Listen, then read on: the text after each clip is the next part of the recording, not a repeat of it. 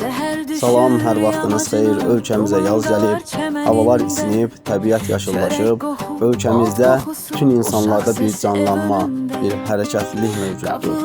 Artıq insanlar öz təsərrüfatları ilə məşğul olurlar, əkinə, diriyə gedirlər və s. Amma bununla belə yaz fəslinin gəlməsi ölkəmizin bəzi yerlərində, bəzi kəndlərində müəyyən çətinliklər yaradır. Bu çətinliklərdən biri də dağlarda qarın əriməsi və yaz yağışları ilə dağ çaylarında suyun həddindən çox artması müəyyən gediş-gəliş problemləri yaradır və insanlar bu çətinliklərdən çıxmaq üçün özləri çarələr tapırlar. Ərzaqlarını Sovet dövrünün canavar maşınlarından olan Ural maşınlarına yükləyərək, əməkdaşlıq eləyərək, bir-birlərinə yardım eləyərək, köməkləşərək kəndə aparmağı bacarırlar. Kənd çox səfalı bir yerdə yerləşir.